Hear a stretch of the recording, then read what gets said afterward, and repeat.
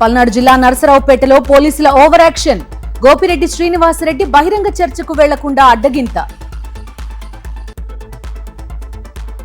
అభివృద్ధిపై చర్చకు రమ్మని పిలిచి అడ్డుకోవడమేంటి? ఎందుకంత భయపడుతున్నారని ప్రశ్నించిన వైఎస్ఆర్సీపీ నేతలు. ఫస్ట్ ర్యాంక్ వచ్చిన వ్యక్తికి ఎందుకు జాబ్ ఇవ్వలేదని మార్గాని భరత్ నిలదీత. డిఎస్సీ అవకతవకలపై సీబీఐ విచారణ జరపాలని డిమాండ్. ప్రపంచ పర్యావరణ దినోత్సవం సందర్భంగా వైఎస్ జగన్ ట్వీట్. భవిష్యత్ తరాల కోసం ప్రకృతిని రక్షించాలని పిలుపు.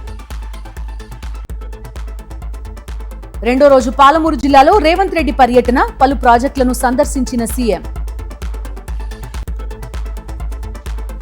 నాగర్ కర్నూలు జిల్లా తిమ్మాజీపేటలో బీఆర్ఎస్ నేతల ధర్నా. సీఎం రేవంత్ దిష్టిబొమ్మ దగ్ధం. అక్రమ అరెస్టులు ఆపాలని డిమాండ్. నంద్యాలలో నిరుద్యోగ యువతకు కుచ్చుటోపి. ఉద్యోగం పేరుతో కోట్లు వసూలు చేసి బోర్డు తిప్పేసిన కంపెనీ. మంచిర్యాల జిల్లా శంకరాపూర్లో పోలీసుల కార్డన్ సర్చ్. సరైన పత్రాలు లేని 30 బైక్లు సీజ్. తూర్పుగోదావరి జిల్లా అనపర్తిలో గజ దొంగ అరెస్ట్. భారీగా బంగారం, వెండి ఆభరణాలు స్వాధీనం. తిరుమలలో 31 కంపార్ట్మెంట్లలో వేచి ఉన్న భక్తులు.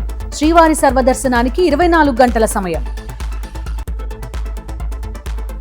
అన్నామలై రాజీనామాకు బీజేపీ ఆమోదం.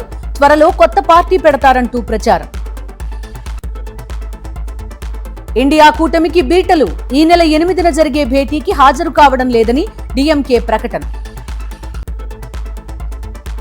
నిర్వహణ ఖర్చులు తగ్గించుకునేందుకు ఇండిగో కీలక నిర్ణయం. 6 మార్గాల్లో అంతర్జాతీయ సర్వీసుల నిలిపివేత. రుతుపవనాల ఎఫెక్ట్తో కేరళలో భారీ వర్షాలు. కొచ్చిలోని పలు ప్రాంతాలు జలమయం. వరుసగా మూడోసారి వడ్డీ రేట్లు యథాతథం. రెపో రేట్ 5.25 కొనసాగిస్తున్నట్టు ఆర్బీఐ ప్రకటన.